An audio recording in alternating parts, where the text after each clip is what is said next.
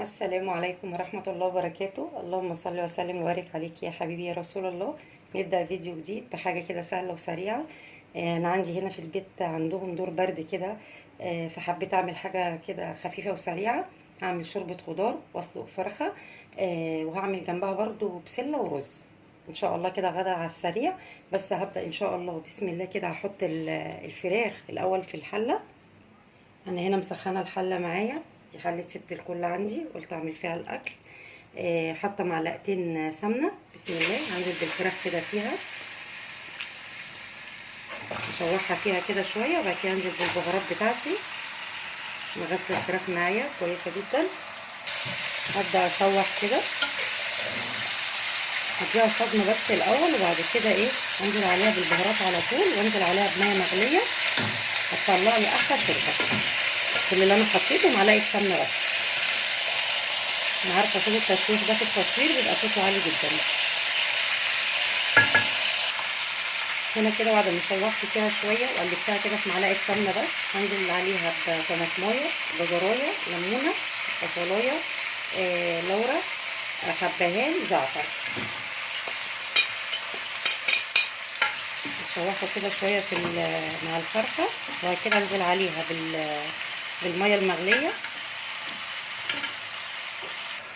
كده. بعد ما شوحتها شويه بالتوابل، جزرايه وبصلايه وطماطم، طماطميه واحده صغيره، وليمونه، والحبهان واللورا، شويه زعتر لو موجود، مش موجود عادي. الشوربه هتطلع جميله جدا جدا معايا. دي اللي هعمل بيها شوربه الخضار، هتبقى حلوه قوي. هزودها كمان شويه ميه كده. غطيتها بالميه كلها، ميه مغليه. هنقلها على العين التانية، وابدا اشوف اعمل التسبيكه بتاعت البسله كده. ما شاء الله جميله جدا. كل اللي انا حطيته معلقه سمنه بس، شوحت فيها الفرخه. هنقلها على العين التانية. نقلت الفرخه على العين التانية، هبدا اعمل التسبيكه معايا بتاعت البسله. نعملها بطريقه سهله خالص. حط معلقتين سمنه، ممكن نحط سمنه بس، ممكن نحط سمنه مع زيت، اللي حابب اي حاجه يحطها. اول ما السمنه تسخن معايا، مخرطه هنا بصلتين.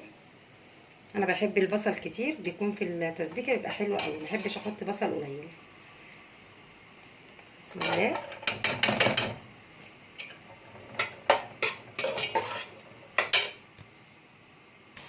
كده بعد ما البصله بدات تصفر معايا، هنزل عليها بكيس طماطم اللي مفرزاه.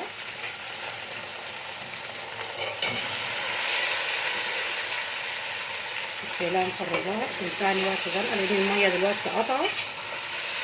محبتش اعمل مواعين واطلع قطع افرمها وكده، لا.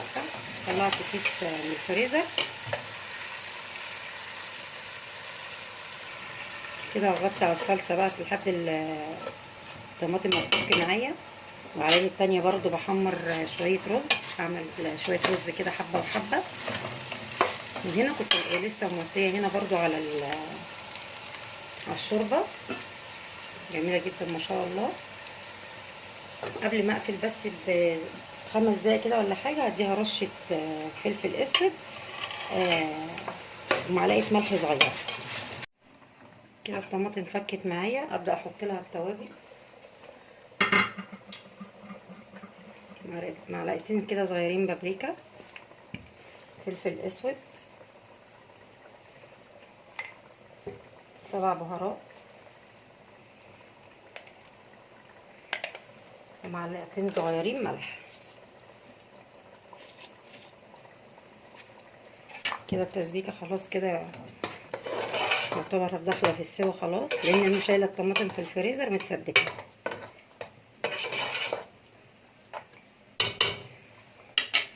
والبسله كنت شايلها برضو متفرزه عندي، هطلعها احطها في قلب التسبيكه على طول. طلعت كيس بسله كنت شايلاه في الفريزر مع الخضار اللي كنت شارياه للعيد. هحط شويه منه، وهاخد شويه ازودهم على شوربه الخضار. اي حاجه مفرزاها ما تسيبهاش تفك خالص، لان لو فكت هتفرق، هتنزل ميه وهتسود معايا، مش تبقى حلوه. طالما نازله بتلجها كده على التسبيكه، كانها فريش بالظبط.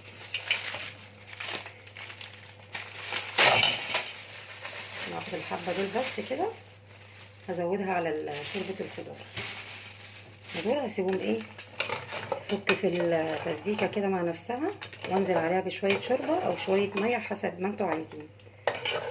بس طالما في شوربه موجوده هشتغل بيها لشوربه الخضار، وهزودها برضو على البسله. حطوا لايك للبسله متنسوش. حطيتوا لايك للبسله، اول ما تبدا كده تغلي معايا على طول انا زودتها دلوقتي، هنزل عليها مقطع لها بطاطستين مكعبات، الولاد عندي بيحبوها بالبطاطس. اول ما تغلي معايا هنزل عليها بالبطاطس على طول. هبدا اعمل شوربه الخضار. شوربه الخضار هنا حطيت لها معلقتين سمنه، مقطع لها بصلايه واحده بس، اشوحها كده مع البسله، مكعبات مربعات صغيره اي حاجه، مفهوم، بس بصلايه واحده. اول ما تدبل معايا هنزل عليها بالبسله تتشوح الاول، وبعد كده هنزل عليها بباقي الخضار. شوربه الخضار ليها كذا طريقه، ممكن نسلقها بس من غير اي حاجه، وممكن نضيف عليها بصلايه وطماطميه وخلاص. ممكن نعملها بالطريقه ديت، ليها كذا طريقه. انا بحب اعملها كده لما تكون البسله طالعه متفرزه، بشوحها في البصلايه، بعد كده انزل عليها بالخضار، اشوحه كده وانزل عليه بعد كده بالشوربه على طول. لو في شوربه عندي بشتغل بيها عادي، لو ما فيش بحط لها ميه مع شويه توابل، بتطلع معايا برده كويسه وحلوه قوي. اول ما البصلايه تدبل معايا هنزل عليها بالبسله، وزي ما حطيتوا لايك للبسله حطوا لايك لشوربه الخضار. اللي ما اشتركش في القناه يشترك في قناه يوميات بسكوت عزو.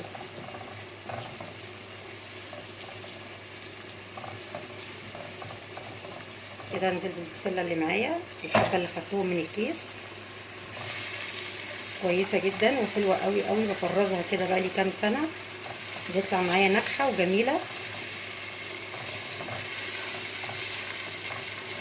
وتنفع برضو في وقت، اي وقت عايزه اعمل طبيخ، عايزه اعمل شوربه خضار، عايزه اعمل كورلي، اي حاجه واطلعها من الفريزر.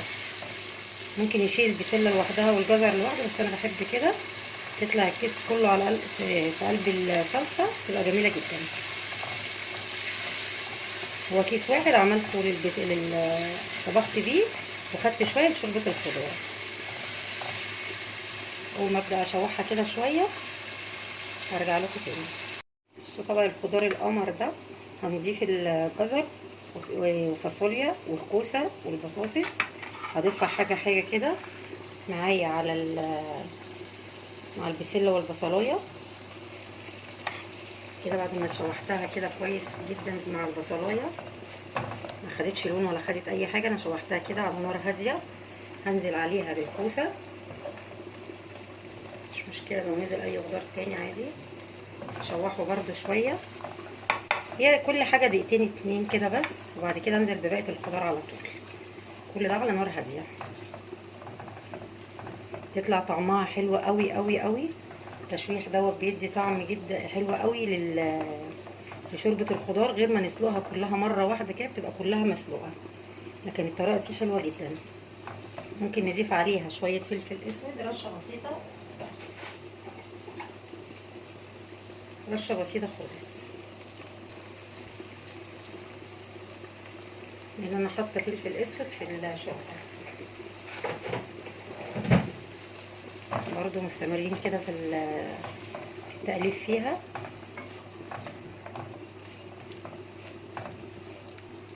شوربه الخضار طبعا مفيده جدا جدا، كلها خضار صحي. ممكن نضيف فيها بروكلي، بس انا بعت اجيب ما لقيتش بصراحه، تبقى حلوه قوي قوي البروكلي في شوربه الخضار. كده ننزل بالفاصوليا والكوسه،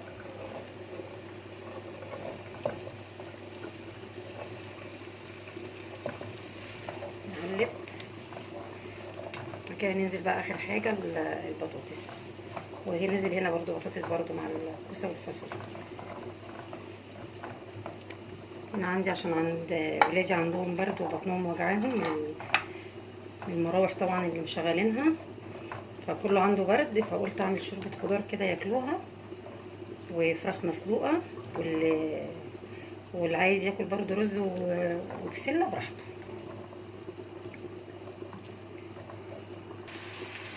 ننزل بقى بباقي الكوسه البطاطس.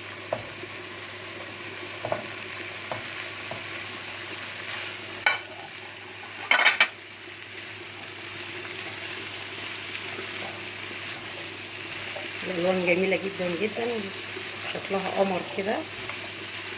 انا بعشق الخضار بصراحه، بحب اعمله بكذا شكل واطبخه لهم كتير، كله فوايد. مش لازم شرط يكون فيه فراخ او لحمه، مش شرط خالص.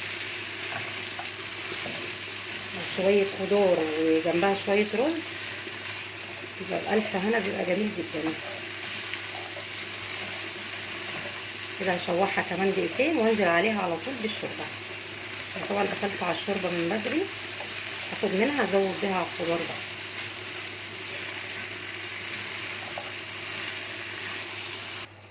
بسم الله.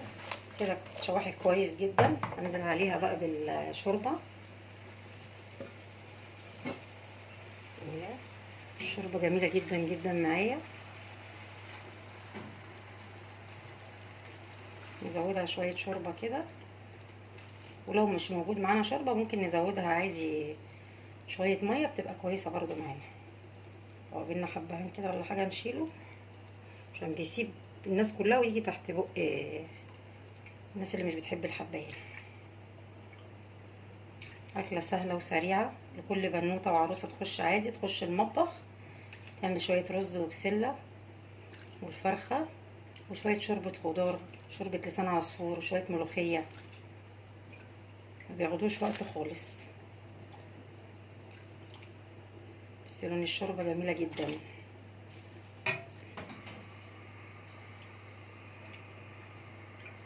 انا مش هحمر الفراخ، هاكلها مسلوقه كده مع شويه شوربه خضار. الالوان قمر بجد، مفيده جدا جدا جدا.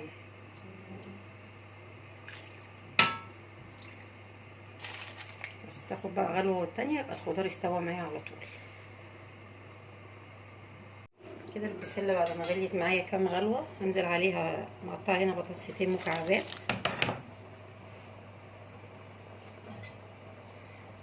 اول ما تبدا تغلي هوطي عليها، تكون البطاطس استوت، وبكده البسله تكون خلصت.